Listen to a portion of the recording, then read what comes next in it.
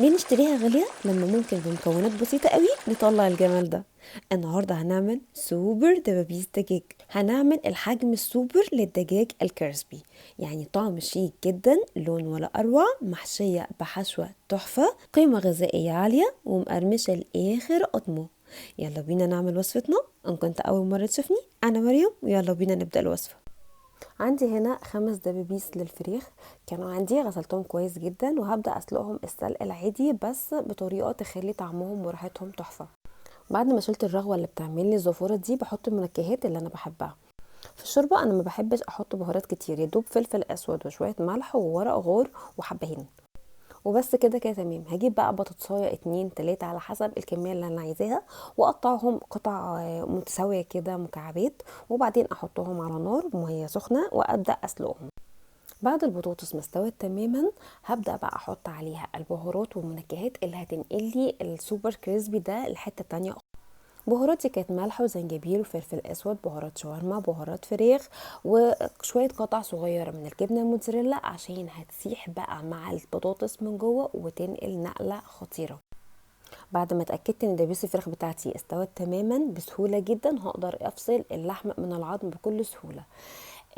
بعد كده هبدا اقطع القطع الفراخ دي بالسكينه. في ناس بتحب تحطها في الكبه، لا دي التركه اللي انا عايزه اقولها لكم، ان لما بقطعها بالسكينه كده بتبقى الطعم احلى.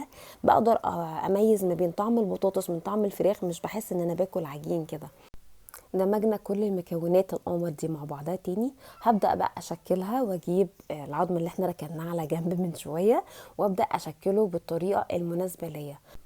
عايزة تعمليها كور كبيرة بحيث تناسب عزومة، اوكي. عايزة تناسب لولي بوب صغنن كده الأطفال يفرحوا بيها، اوكي. الحجم اللي انت عايزاه صغير أو كبير. لزيادة المتعة بقى والتفاصيل الزيادة، فأنا حطيت فيها قطعة جبنة موتزاريلا صوابع جوه وكملت عليها وغطيت بالبطاطس والحشوه بتاعتي.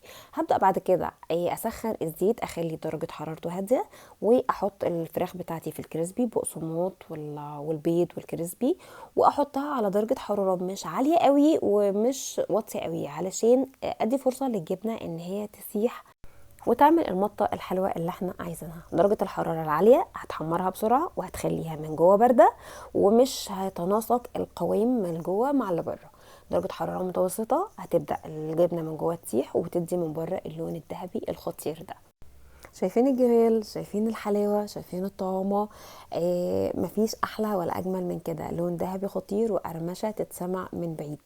جربوها بجد وعلى ضمانتي، وان شاء الله تعجبكم. مستنيه اشوف تطبيقاتكم الحلوه عشان بتفرحني وبتسعدني جدا. كمان دعمكم وتشجيعكم ليا باللايك والاشتراك بيخلوني اكمل. شيكوا على الفيديوهات اللي فاتت علشان فيها اسرار كتير قوي هتفيدكم. كانت معاكم مريم في وصفة شيك، وباي باي. اشوفكم على خير المرة الجاية.